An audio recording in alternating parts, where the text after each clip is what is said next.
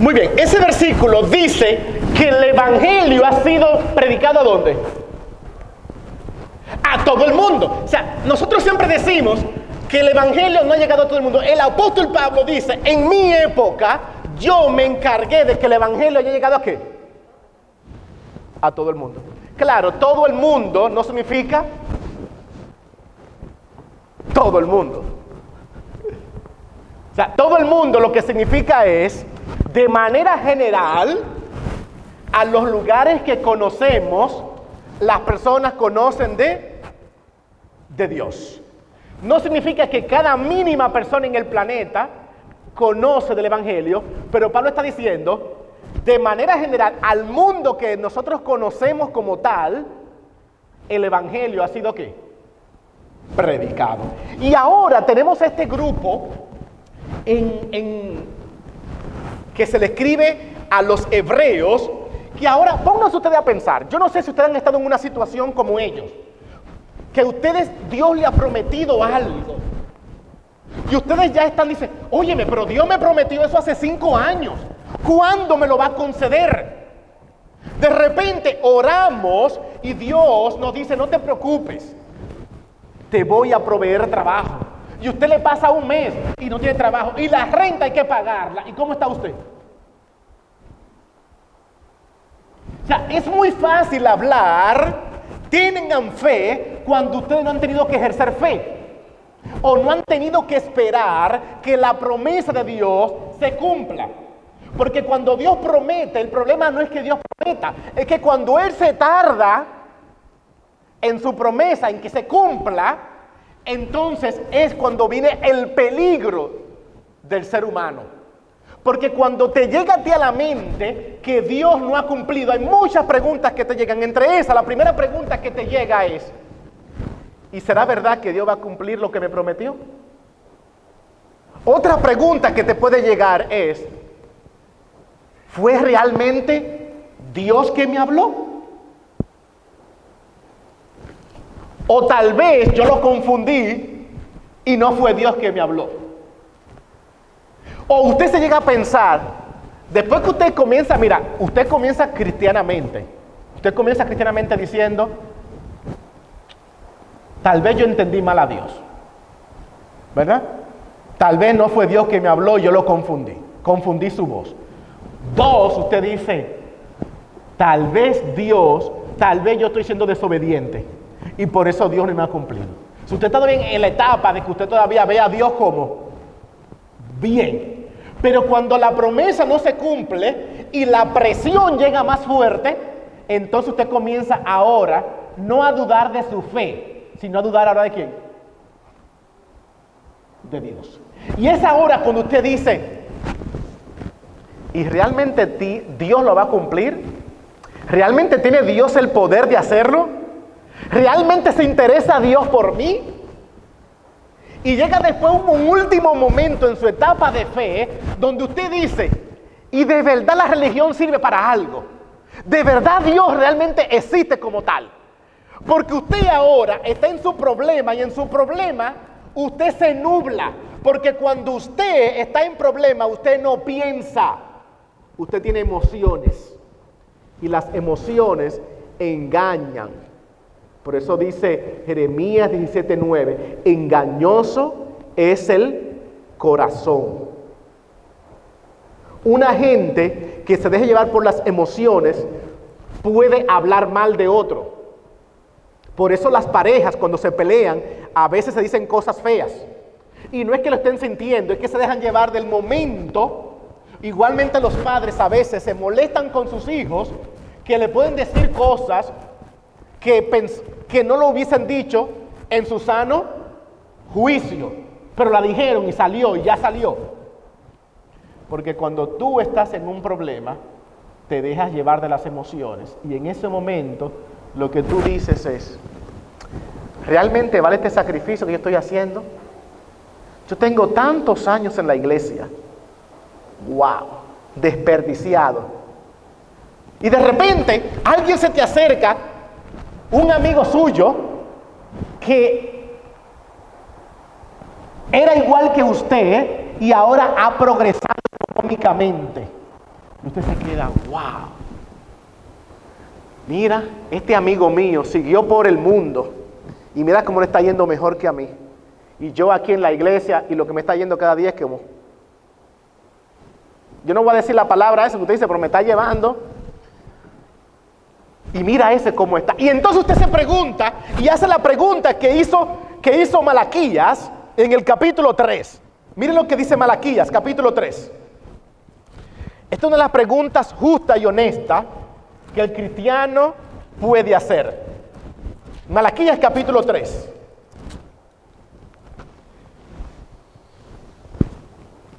Versículo 14.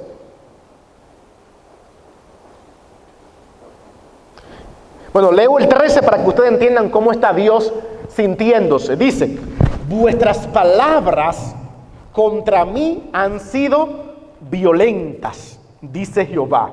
Y dijisteis, ¿qué hemos hablado contra ti? Habéis dicho, versículo 14, por demás es servir a Dios. ¿Lo cantaron? O sea, Dios le dice al pueblo, ustedes me están ofendiendo, me están hablando mal. ¿Yo? Sí, ¿cuándo? Cuando tú dijiste, por demás es servir a Dios. En otras palabras, sigue diciendo él, ¿qué aprovecha que guardemos su ley y que andemos afligidos en presencia de Jehová de los ejércitos? ¿De qué me sirve ser cristiano? Es la pregunta. ¿De qué me sirve pasar dificultades? ¿De qué me sirve obedecerte, hacer sacrificios en mi vida? Y dice el versículo, ¿por qué decimos eso? Dice Dios, versículo 15, decimos pues ahora, bienaventurados los soberbios y los que hacen impiedad, no solo son prosperados, sino que tentaron a Dios. ¿Y qué le pasó? Dice el texto, y escaparon. ¿Lo están captando esa idea allí? O sea, ese sentimiento Malaquías lo expresa. Ese sentimiento Malaquías lo expresa. Y Malaquías dice, yo entiendo lo que está pasando y Dios lo entiende. Ustedes ahora lo que están mirando a su alrededor y se dan cuenta que a usted no le va tan bien, mientras que a otros le va bien. Y en ese momento, usted lo que está a punto es de decir, como dicen en México, se rajó. Tirar la toalla, decimos en Dominicana. Nos damos por vencidos, si ya eso está más bonito, ¿verdad que sí? Nos damos por vencido.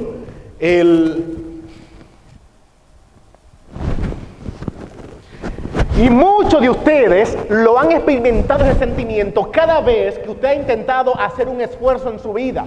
Tal vez cuando usted se propuso la meta de que iba a ir a la universidad a estudiar y no pudo continuar por falta de dinero, o porque tal vez por la familia, o simplemente usted decidió venir a Estados Unidos para buscar una mejor vida y no ha encontrado el sueño, se ha quedado tal vez durmiendo en la esperanza de conseguirlo y no lo ha conseguido.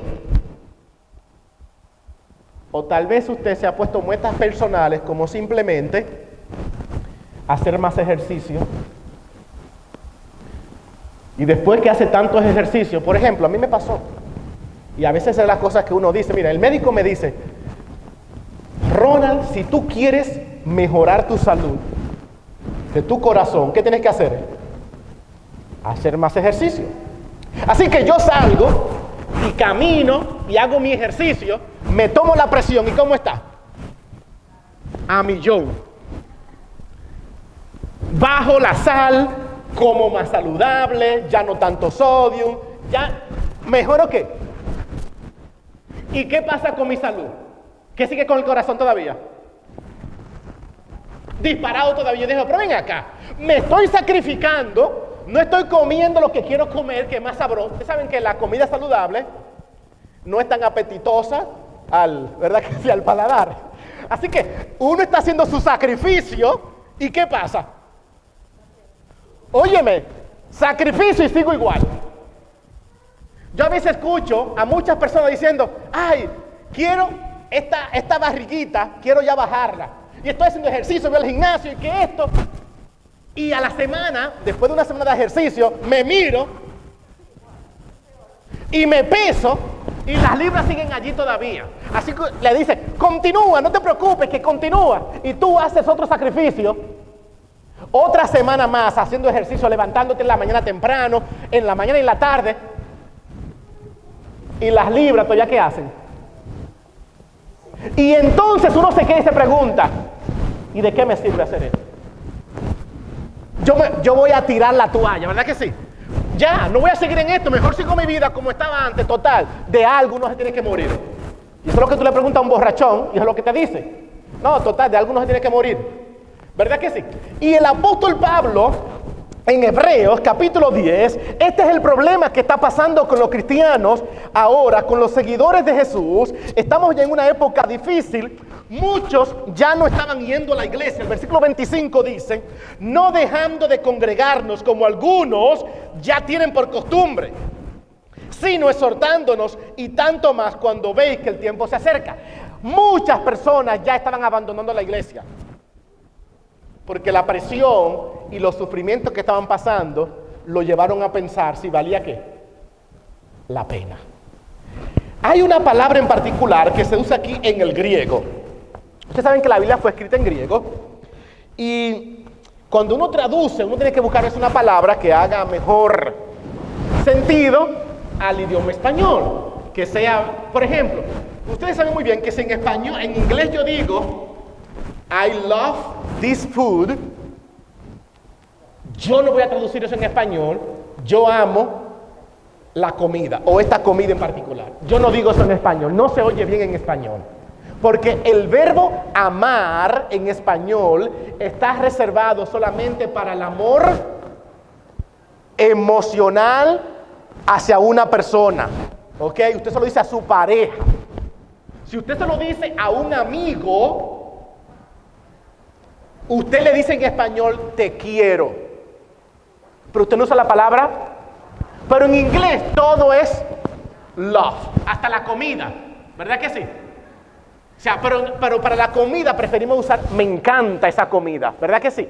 O sea, usamos algo similar, pero no usamos amor. Así que cuando usted traduce, usted tiene que usar una palabra que sea más adecuada a su idioma.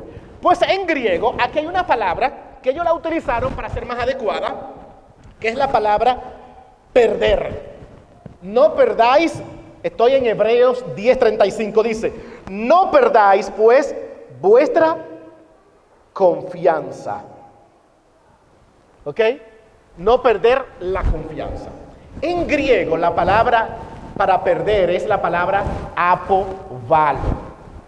Apovalo viene de apo, significa lejos, y valo viene de balística, la palabra en español balística, y de bala, algo que usted lanza. Así que una traducción literal sería apo, lejos, valo, lanzar. ¿Sí? ¿Significaría qué?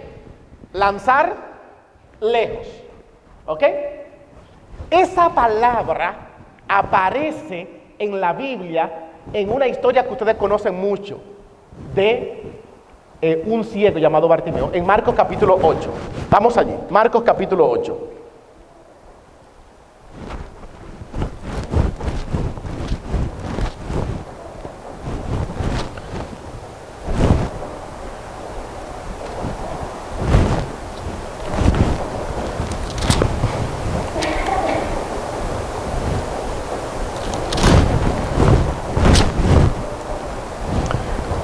Bien, déjame mirar aquí. Ok. No, capítulo 10. Capítulo 10. Marcos capítulo 10.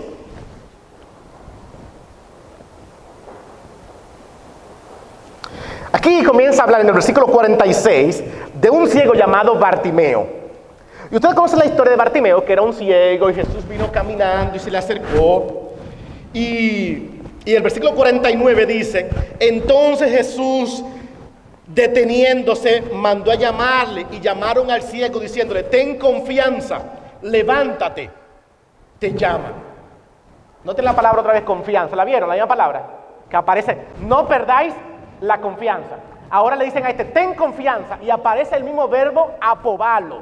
Miren, en el versículo 50 ahora dice, él entonces apobaló su capa, arrojando su capa, se levantó y vino a Jesús. Ese apobalo, arrojar su capa, lo que significa es que se la ¿qué? Se la quitó. Pero la palabra apobalo en griego no solamente significa que usted se quita algo por quitárselo, significa algo que le estorba. En otras palabras, él no puede pararse y venir a donde Jesús mientras tenga ¿qué? La capa. Así que él lo que hace es, para poder avanzar, ¿qué tiene que hacer? Quitarse la capa. Y cuando se la quita, entonces puede venir a Jesús. Y esa es la palabra que utiliza Pablo en Hebreos 10:35. Dice, no perdáis ¿qué? La confianza. En otras palabras, no se la quiten. Es lo que está diciendo. No se la quiten. Que no se está convirtiendo en un obstáculo para ustedes. Dice el versículo, miren lo que dicen allí. Hebreos 10:35. Vamos allí otra vez.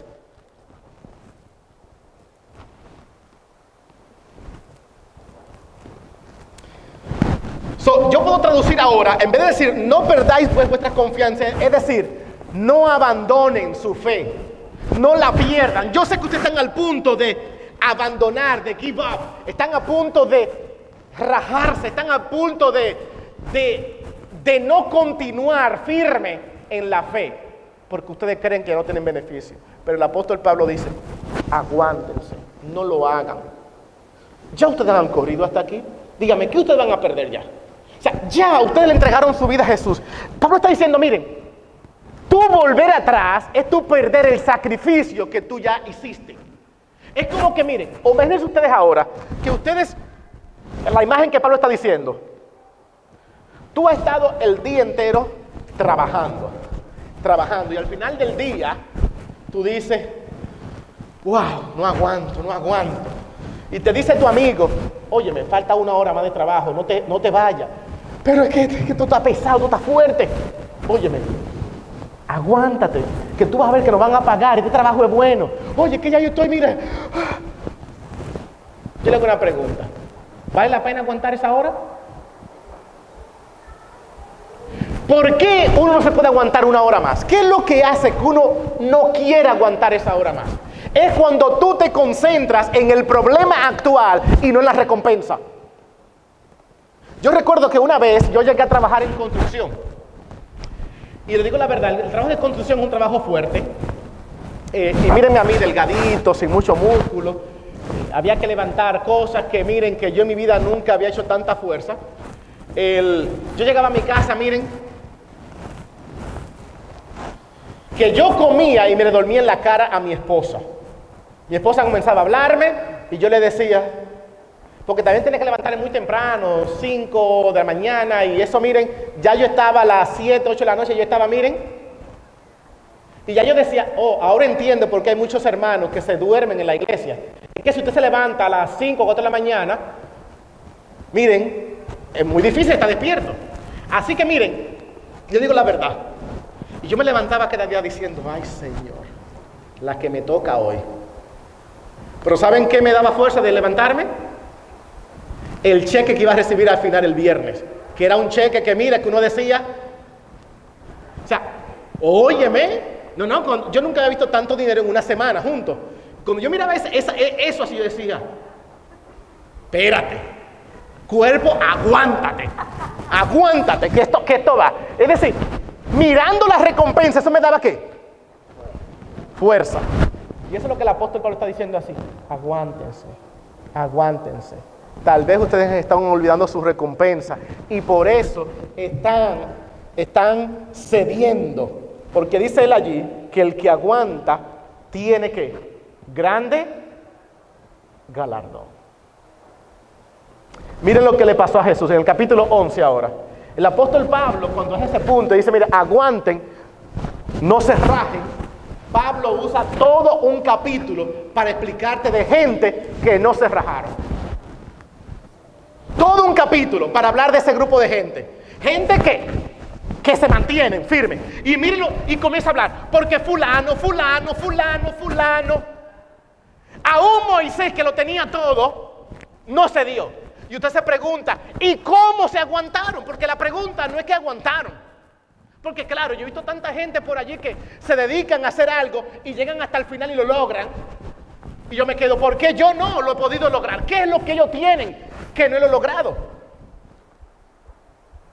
Y durante la semana pasada que yo estuve hablándole al grupo de Perú sobre el concepto de que nada me detiene, se me aplica ahora también a este versículo de que ¿qué es ese ingrediente en la vida cristiana que me ayuda a mantenerme ¿qué? Firme. Capítulo 12 da la respuesta. Ya yo se la dije, pero aquí en el versículo se la dije con mis palabras, pero no vieron el versículo 2, capítulo 12. Capítulo 12, versículo 1, dice lo siguiente: por tanto, nosotros también, teniendo en derredor nuestro tan grande número de testigos, en otras palabras, sabiendo todo ese grupo que fueron fiel, ¿ok?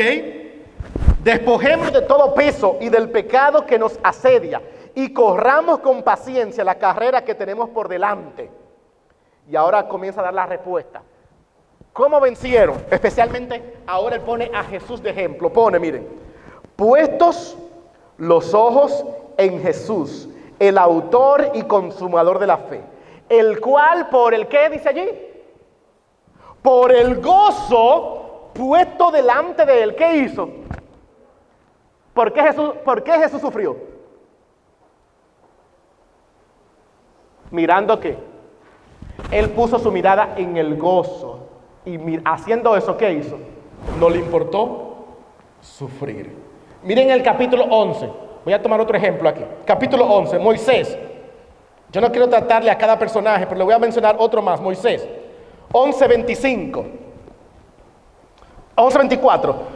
Por la fe Moisés, hecho ya grande, rehusó llamarse hijo de la hija de Faraón, escogiendo antes ser maltratado con el pueblo de Dios, que gozar de los deleites temporales del pecado, teniendo por mayores riquezas el vituperio de Cristo que los tesoros de los egipcios, porque tenía puesta la mirada ¿dónde? Cuando ustedes miran, Pablo dice en el capítulo 10, versículo 35, no se rajen, aguanten, que el que aguanta recibe el galardón. En otras palabras, dejen de mirar sus problemas y miren la promesa. Concéntrense, pongan la mirada más hacia el futuro y menos hacia el presente.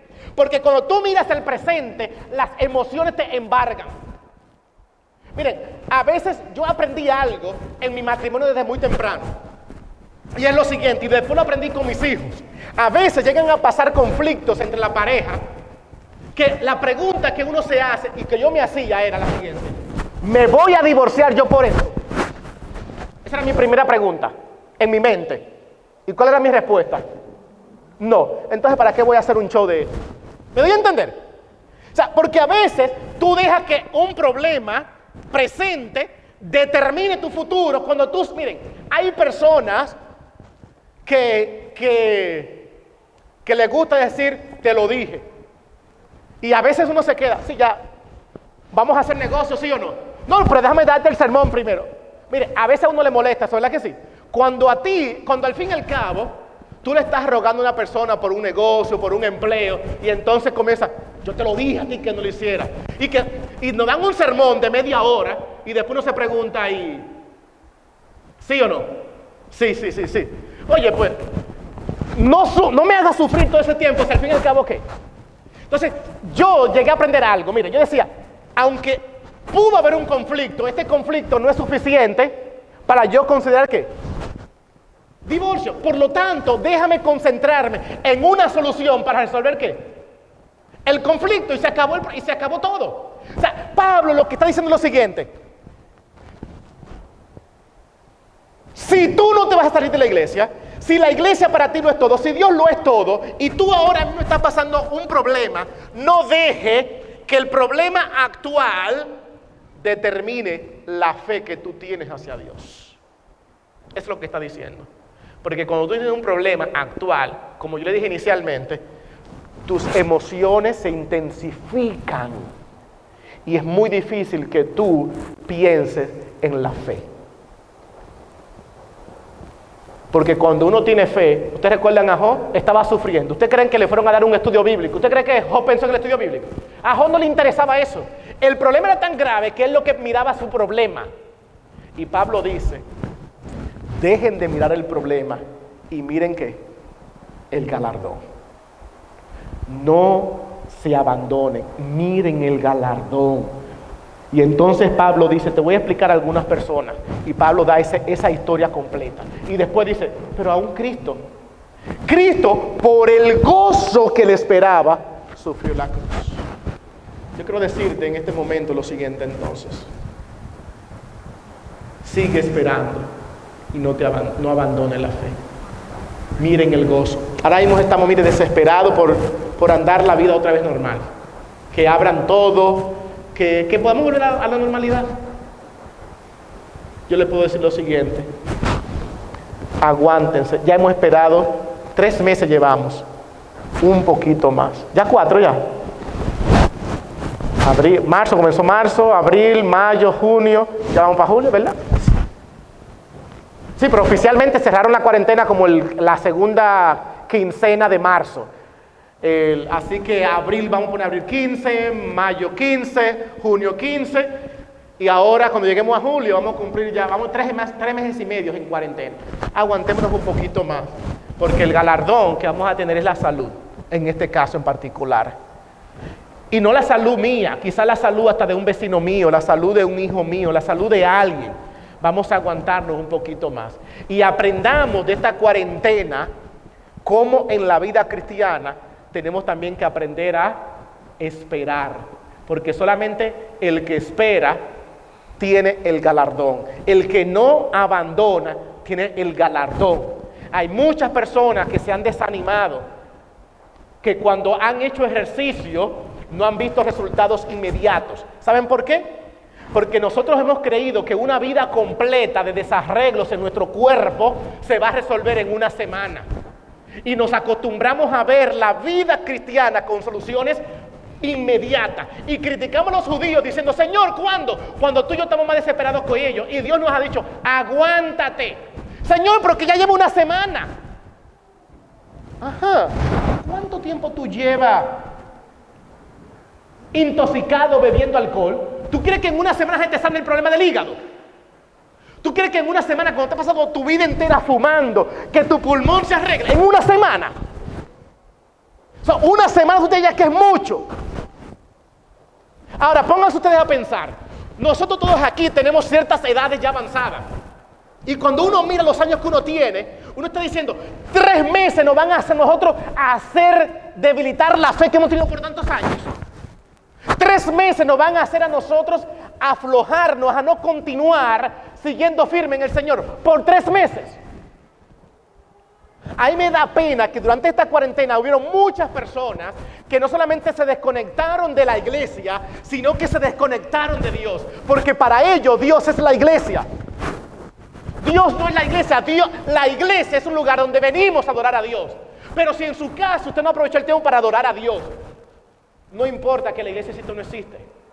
Nosotros tomamos este lugar y nos reunimos. Podemos reunirnos en una casa. La iglesia no es esto, la iglesia somos nosotros. Y tu conexión con Dios no depende de esto. Esto se puede caer. Los discípulos le preguntaron eso a Dios, a Jesús. Jesús es que mire, ese templo es lo más bonito que hay. ¡Bonito ese templo! Como ese templo no hay en ningún otro lugar. Y Jesús le dijo, no quedará piedra sobre piedra. Y entonces Jesús, ¿qué vamos a hacer ahora? Simple, llegarán las horas en que ni aquí ni allá adoraréis, sino que adoraréis al Padre en espíritu, porque a tales adoradores busca el Señor. Esta cuarentena nos enseñó que nuestra fe depende de nuestra relación con Dios. Yo quisiera motivarte en esta tarde que tú puedas decirle al Señor, Señor, quiero permanecer firme. Yo no quiero abandonar lo que hasta aquí he logrado. Yo sé que he tenido circunstancias que me están haciendo pensar mi experiencia religiosa, pero hay algo que yo no puedo negar. Yo tuve un encuentro contigo. Y lo que voy a hacer es que voy a esperar, y si es posible, voy a sufrir como sufrieron todos estos héroes que Hebreos 11 menciona, incluyendo Jesús mismo, que no tenía que sufrir. Yo creo que Jesús era un masoquista. Sí, porque Jesús no tenía que sufrir, pero Él deseó sufrir para salvarme a mí. O sea, es como, ¿me da a entender? Es decir, Jesús amó el dolor por amor a ti y a mí. Y en ese sentido que quiero decir es el masoquismo, personas que a veces le encanta el dolor, aunque Jesús tenía un propósito mayor, que era tú y yo. Y yo me pregunto, si Él que no tenía que sufrir, sufrió, ¿por qué yo no puedo sufrir un poquito? Y dice la Biblia, ¿sabes lo que dice la Biblia? En el siguiente versículo, miren lo que dice, y con esto termino. Versículo 4, versículo 3. Hebreos 12:3. Considerad, por lo tanto, aquel que sufrió tal contradicción de pecadores contra sí mismo, para que vuestro ánimo no se canse hasta desmayar. Considerad aquel que sufrió tal contradicción. Versículo 4, volví a repetir el 5. Porque aún no habéis resistido, ¿hasta qué? Hasta la sangre, combatiendo contra el pecado. ¿Qué significa hasta la sangre? El texto dice, miren, aguanten como Jesús aguantó. No se rindan todavía. Yo sé que está difícil la cosa, pero les voy a decir algo. Ustedes todavía no han sufrido ¿hasta dónde? Hasta la sangre, hasta la muerte. En otras palabras, Jesús sufrió, que hasta llevó ¿a dónde? Y tú lo que estás pasando 3 meses en cuarentena y ya estás quejándote. Jesús sufrió más por ti y por mí, con tal de que tú y yo seamos salvos, porque tenía la mirada puesta ¿dónde? En el galardón. Así que te voy a decir algo en esta tarde. ¿Sabes tú cuál es el galardón? Porque si la clave es mirar al galardón, es muy posible que si tú te estás echando para atrás, si te estás rajando, es porque tú entonces no sabes cuál es tu galardón. Porque si la clave es el galardón y tú ya no te interesa el galardón, significa o que tú no sabes cuál es el galardón o te estás desenfocando de cuál es el galardón. Yo te motivo en esta tarde a que tú comiences y te preguntes otra vez cuál es el galardón que tú estás buscando de Dios. ¿Qué es lo que tú buscas? Porque si tú vuelves a conectar con ese galardón, ustedes entonces van a hacer lo que sea. Cuando yo andaba dating a mi esposa, cortejándola, yo nada más decía, el día que yo le agarre la mano, ese día va a ser la noche a mí. Oye, la mano, ahorita tengo todavía un besito, era la mano, tocarla así, la mano. Pues yo me ponía muy nervioso al lado de ella. Y miren, eso me llevó, ¿saben cuánto tiempo me llevó eso?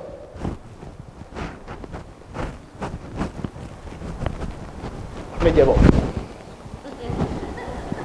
Yo la conocí, como a los 2 meses le expresé lo que sentía por ella. Y después que yo le expresé lo que sentía, eso fue como en septiembre, tuve que aguantarme hasta diciembre 17 de septiembre para yo recibir un qué. Pero ¿saben qué? Yo me concentré tanto en que tenerla a ella iba a ser un galardón demasiado grande, que yo decía, si yo puedo estar con ese bombón, yo voy a aguantar lo que tenga que aguantar. Así que miren, yo me le aparecía todos los fines de semana, aquí está tu papacito. Y ella no me pelaba. Pero me dejaba estar al lado de ella y compartir, ¿verdad que sí? Y yo decía lo siguiente, no importa lo que yo tengo que esperar. Dicen por allí que lo bueno no se consigue ¿qué? Fácil. Puesto la mirada en el galardón, a veces ella se me enojaba, yo la miraba, no importa, aún así enojada yo te quiero. Porque mi enfoque estaba ¿dónde? En el galardón. Ojalá que en esta tarde tú puedas recordar tu galardón en la iglesia. Que tú puedas recordar que tu mayor galardón no es solamente tener paz aquí en la tierra, que tu mayor galardón es estar con Cristo Jesús. Y si tú puedes recordar eso, tú podrás hacer también como Moisés, que estaba en un palacio y dice, esto, ¿tú crees que esto es algo? Lo que me espera allá arriba, eso es lo que es bueno. Jesús, cuando vio que sus hijos se podían salvar, dijo, ¿tú crees que aguantar esa muertecita y durar esos 3 años allá sufriendo, 33 años, ¿tú crees que eso es nada? ¿Para el galardón de estar con mi familia otra vez? No, no es nada. Muchos de ustedes han venido a este país, han dejado familia, a veces para darle algo terrenal a su familia que están en sus países, pensando que el sacrificio lo vale por hacer feliz a otros. Y ese es el sacrificio que Dios te está ofertando, de que si tú te aguantas, esto que tú tienes aquí, olvídate que nada se compara con lo que Dios tiene para ti. Si tú y yo viéramos lo que hay allá, el problema es que como nosotros no hemos visto nada, a veces nos quedamos, ¿será eso de verdad o no? ¿Ustedes recuerdan cuando los judíos fueron a Canaán y dijeron, wow, ahí sí que hay unas uvas? Las uvas son así, pero ahí son asá. O parece una manzana de uva. Ahí hay miel que se acabó. Y todo el mundo se quedó. Ah, no, para allá que vamos. Cuando tú ves lo que Dios te ofrece en la mansión celestial, tú dices, mira, sufre lo que haya que sufrir, olvídate que eso no es nada con la gloria que te avecina. Yo quisiera en esta tarde invitarte a que puedas decirle a Dios, Señor, ayúdame a poner mi mirada en el galardón y aguantar. ¿Te gustaría decirle eso a Dios? ¿Podemos tener una oración? Pongámonos de pie y oramos.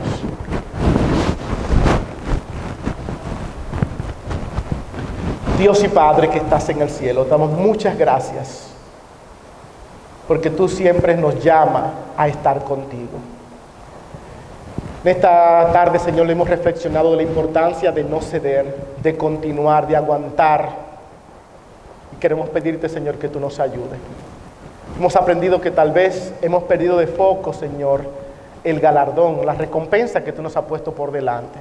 Quiero pedirte que tú la reavives, que nos la enseñes muy claramente y que nosotros podamos volverla a mirar para que podamos hacer todo el esfuerzo humanamente posible para obtener ese galardón que tú nos estás obsequiando. En otras palabras, que tú nos des, que al mirar ese galardón nosotros podamos, Señor, seguir aguantando los sufrimientos o las perplejidades que en este momento presente estamos sufriendo. Quiero pedirte, Señor, que tú bendigas a esta iglesia, a cada hermano que está aquí, a cada persona, Señor, que está pasado por la cuarentena. Algunos se han enfermado. Señor, sé con ellos y dale fuerza para continuar. Pero sobre todo, Señor, ayúdanos a enaltecer tu nombre y mostrar que todavía hay algo mejor, en un mundo mejor, donde ya no va a haber más enfermedades, no más dolor, porque por siempre viviremos con Cristo Jesús. En el nombre de Jesús oramos. Amén. Amén.